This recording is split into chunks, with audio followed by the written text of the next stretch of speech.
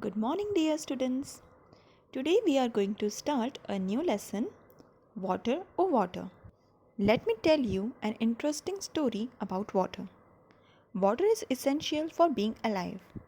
It is used for various purposes like to drink, to bathe, to brush, to cook, to grow plants, to wash clothes, and to do so many other things. Can you think of any other use of water?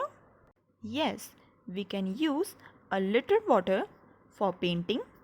We can use it for washing a car, washing clothes, washing utensils, and we also use water for irrigation purpose. For some tasks, we require more water and for others less.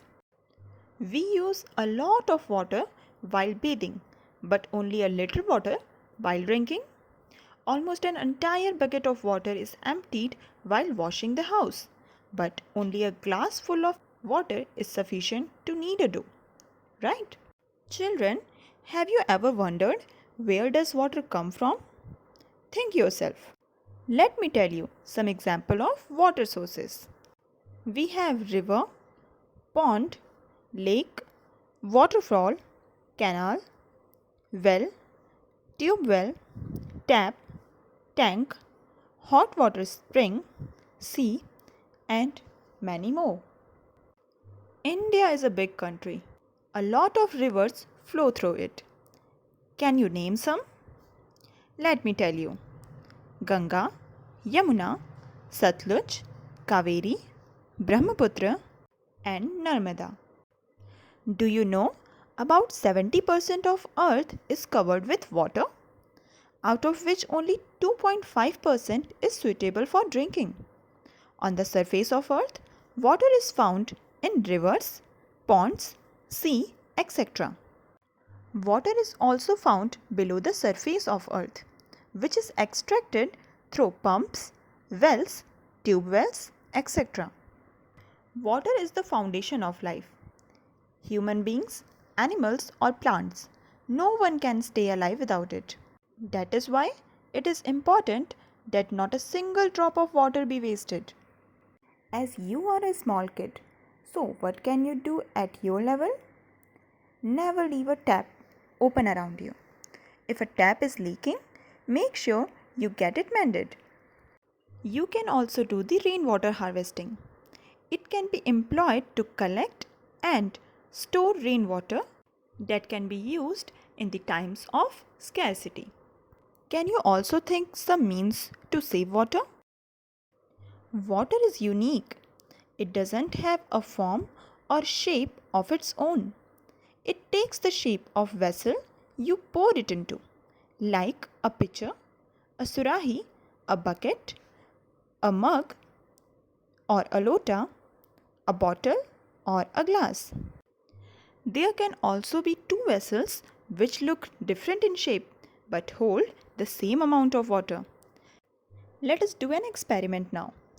Look at these two glasses. They look different, right? One is tall and narrow, and one is small and broad. Let us fill the tall and narrow glass with water up to the rim. Now let's pour water from it in the small and broad glass. Wow, it also holds the same amount of water. This means, despite looking different, the water holding capacity of both the container is same. There is one more unique feature of water. It is colorless. It acquires the shade of color dissolved in it. Try it yourself. And why not making the painting using this water? Let us learn one more feature of water. Before this, we need to understand the states of matter. Anything in your surrounding can be in three basic forms: a solid, a liquid, or a gas. Solids are those which keep their shape and do not flow. Liquids are those which take the shape of their container and they can flow also. And the last one is gases. They do not have their own shape and they can't even flow freely. Now, if we talk about water, water can also be present in all these three forms: solid, liquid, and gas. The solid form of water is ice, the liquid form of water is water itself, and the gaseous form of water is water vapor. I am pretty sure that you all have seen ice, water, and water vapor, right? So, children, we learned a lot of things about water today. Water falls on the earth in the form of pitter patter raindrops. Its long journey begins in the mountains, from where it goes to rivers and ponds, to taps in our homes, and also merges in the sea. Water is found on the surface of earth as well as below its surface. It has many uses. Some tasks consumes less water, others a lot. We have also learned that water is unique. It doesn't have a shape or color of its own. We have also learned the three forms of water: solid, liquid, and gas. Water is so important for us. Even we can't imagine our lives without water. So now it's your duty to save every drop of water. That's all for today. I hope you enjoyed this story. Thank you for listening. Bye bye.